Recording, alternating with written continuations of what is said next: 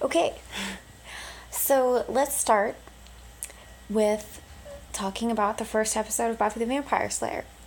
So, episode 1 of season 1 is entitled Welcome to the Hellmouth. It's a two-part episode, actually. Welcome to the Hellmouth and The Harvest originally aired as one 2-hour introductory episode.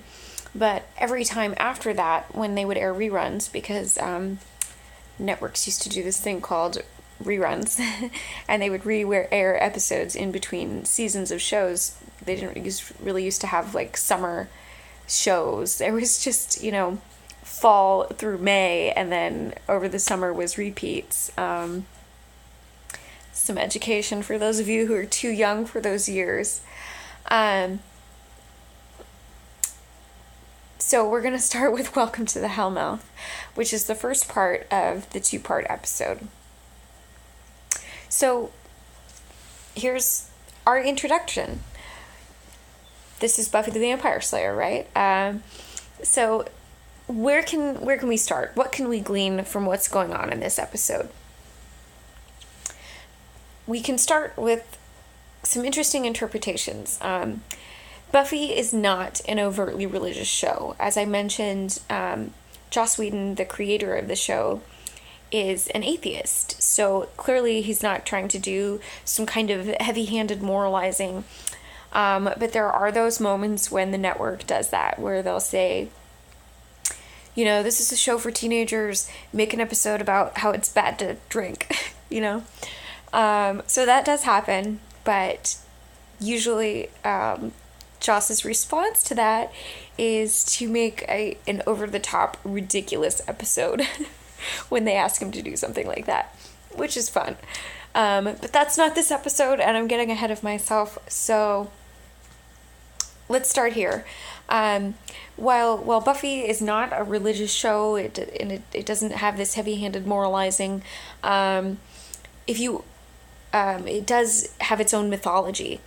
So there are kind of rules and themes that are common in some religious circles, like prophecy or calling, right? So Buffy has the gift of prophecy.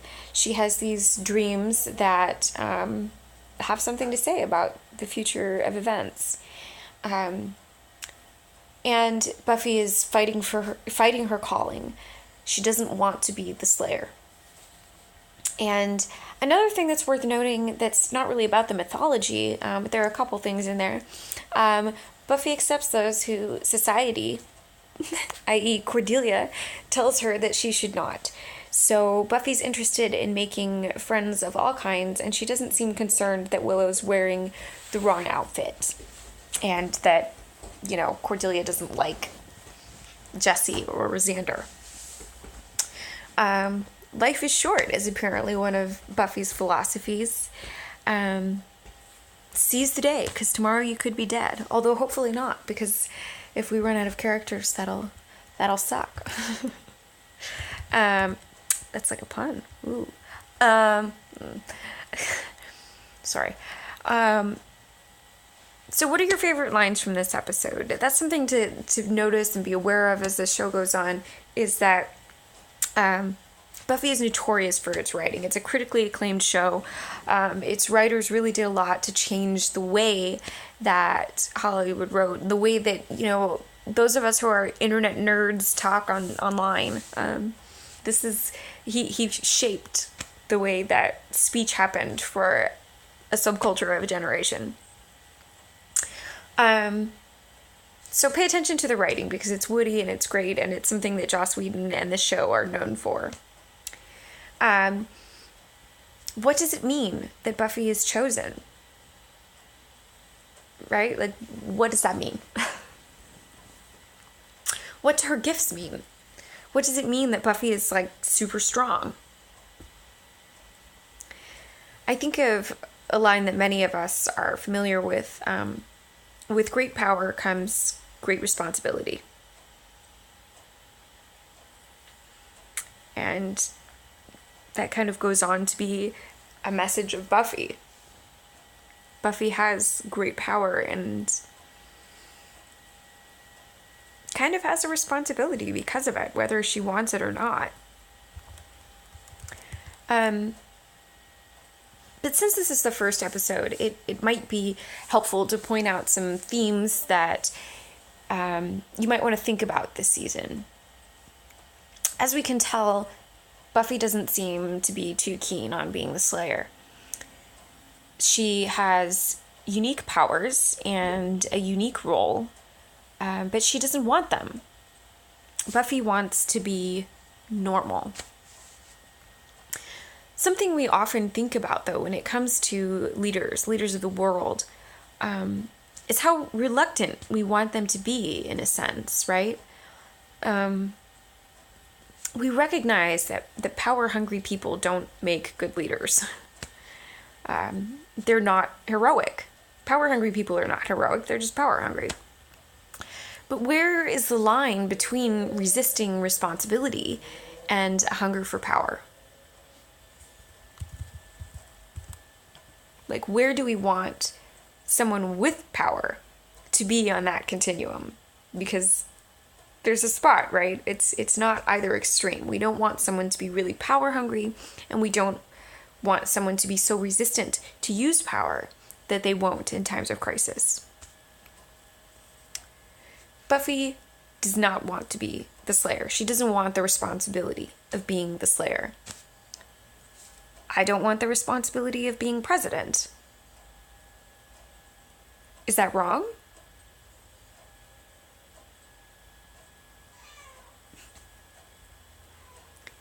In Buffy's case, she doesn't have much of a choice. Is it okay that she doesn't have a choice? I mean, that would kind of suck if someone tomorrow just came up to me and was like, no, you have to be the president. I don't want to be the president, you know? It's a lot of responsibility. I don't want to be faced with decisions of who to bomb and who's going to live and die. And those are decisions that have been placed on Buffy, whether she wants them or not.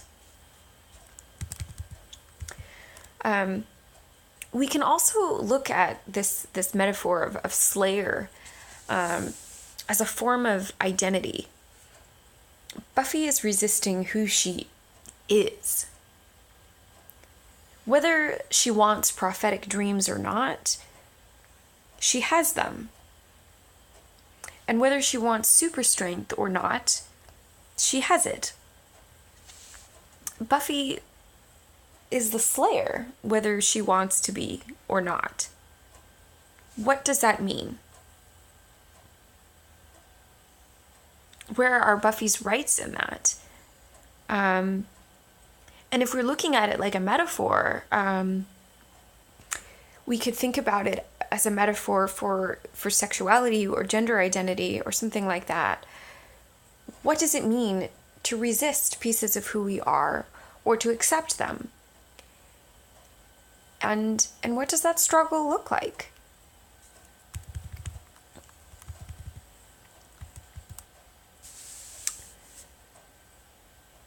Who is Buffy? Buffy resists the idea of being a Slayer, but once something happens, she can't help but get involved. It's who she is.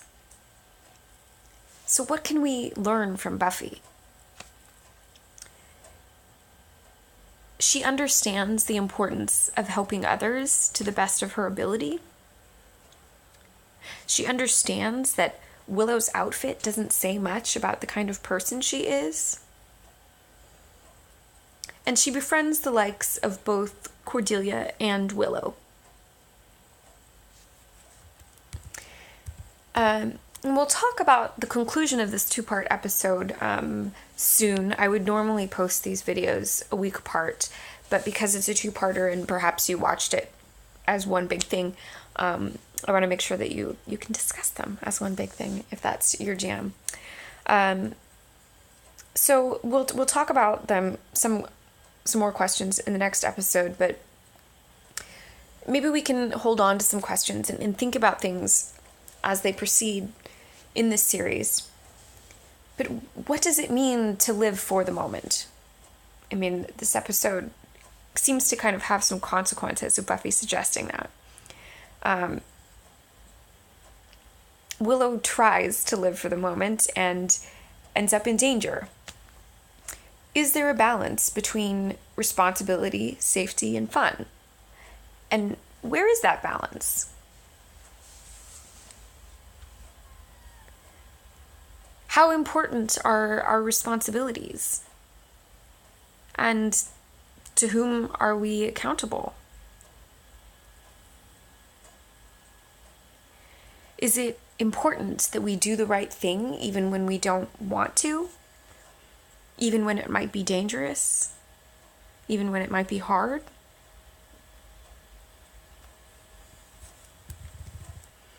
How do we choose our friends? How important are popularity or our clothing?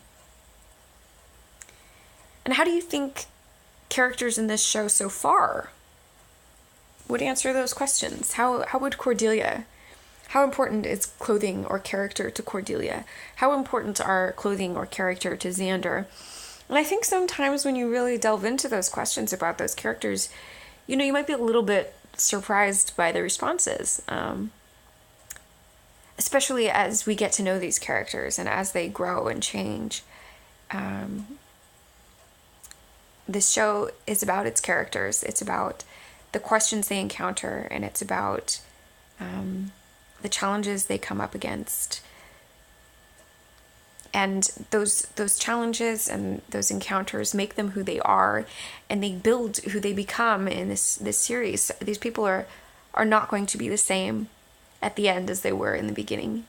And that's one of the great things, because over a period of 7 years, hopefully you and I are not the same people that we were. Because if we are, then we're not growing. So, yeah. Pause, I guess. And we will talk about The Harvest, the next episode, shortly, which you should watch. And at the end of each video, I'll kind of tell you whether I think you should watch the next episode, because some of them are better than others. Okay.